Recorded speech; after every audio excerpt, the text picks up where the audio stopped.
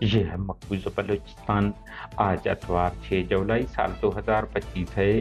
Balochistan today سے آج کے علاقائی خبروں کے ساتھ میں ہوں آپ کا میزبان الیاس بلوچ۔ گواجر تربت دو بھائیوں سمیت پاکستانی فورسز اور ڈیتھ اسکواڈ کارندوں نے 4 افراد کو جبری لاپتہ کر دیا۔ ہب چوکی ذیشان ظہیر کے قتل خلاف بلوچ یکجہتی کمیٹی کا احتجاج، مظاہرین پر پولیس کا حملہ، فائر گرفتار کر لیے گئے۔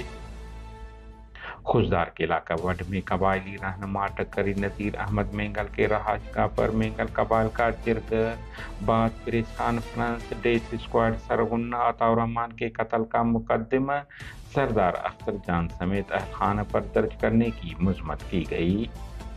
لندن فری بلوچستان موومنٹ کے صدر اور بلوچ آزادی پسند رہنما ہیربیار مری نے ایکس پر اپنے پیغام میں سوال اٹھاتے ہوئے لکھا ہے کہ پاکستان کا جولائی کے مہینے میں اقوام متحدہ کی سلامتی کونسل کی صدارت کرنا عالمی انسانی حقوق کی سنگین خلاف ورزی ہے۔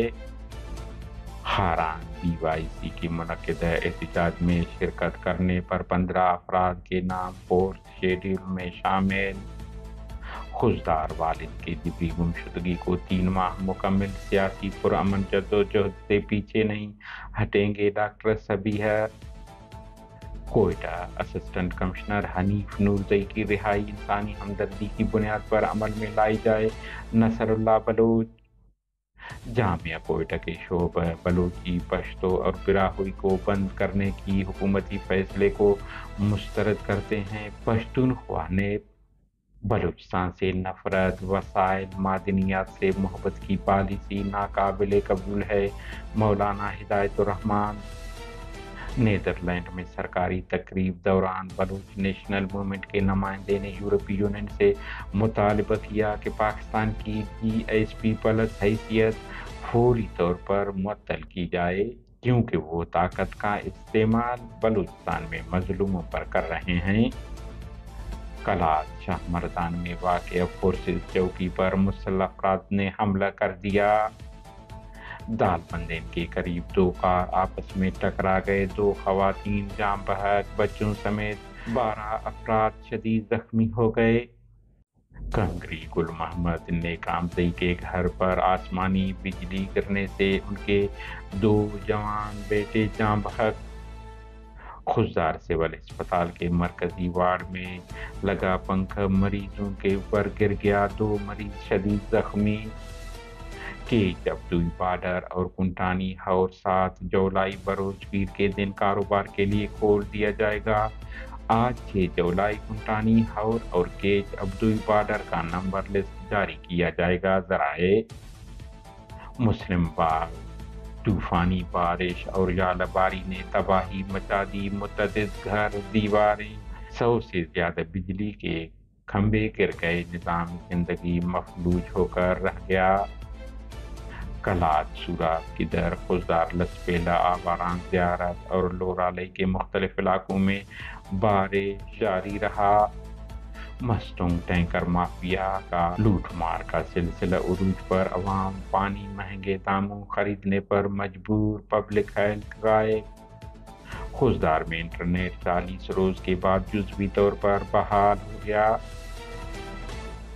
بلوچستان کے ساحلی شہر گوادر سے پاکستانی فورسز نے 2 نوجوان بھائیوں اسامہ اور صداقت ولد حاجی ایوب کو حراست میں لے کر جبری لاپتہ کر دیا۔ دوسری جانب گوادر کے علاقہ جیونی سے سید محمد شاہو نامی شخص کو چند روز قبل فورسز نے ایک بار پھر حراست میں لیا، رہا ہو گیا، مگر 4 روز قبل دوبارہ حراست میں لینے کے بعد سے وہ لاپتہ ہیں۔ علاوہ ازیں تربت کے علاقہ ناصر آباد میں نامعلوم مسلح افراد عرفان میں ڈیتھ اسکواڈ کہا جاتا ہے، شعیب ولد مجید نامی شخص کو اغوا کر لیا۔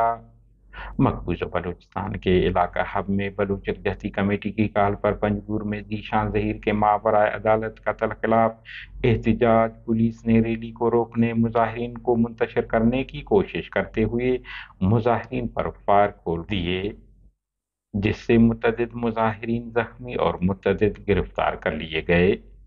بی وائی سی वाक़ये की मज़म्मत करते हुए कहा है कि ज़ीशान ज़हीर के मावरा अदालत कत्ल खिलाफ बलूच यकजहती कमेटी की जानिब से हब चौकी में पुरअमन एहतजाजी मुज़ाहिरा मुनक्किद किया गया। मुज़ाहिरीन को मुंतशिर करने की कोशिश की गई। इस दौरान पुलिस, सादा लिबास एहलकारों ने और इंतज़ामिया की मौजूदगी में फायरिंग की गई, जिसके नतीजे में मुतअद्दिद अफराद ज़ख्मी हो गए। इस दौरान पुलिस ने लापता अफराद के लवाहिकीन समेत मुतअद्दिद मुज़ाहिरीन को गिरफ्तार कर लिया। बलूच यकजहती कमेटी के तर्जुमान ने इस वाक़ये को रियासती जबर करार देते हुए इसकी शदीद अल्फाज में मज़म्मत की है।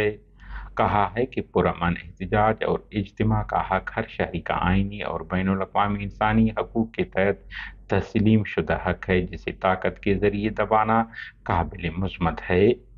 तर्जुमान ने कहा कि हब के एसपी फजल शाह, डिप्टी कमिश्नर निसार अहमद लांगा और एमपीए मीर अली हसन को इस वाक़ये जिम्मेदार ठहराना चाहिए। ये अफसरान हब के इलाके में जारी रियासती मज़ालिम के सहूलतकार बने हुए हैं।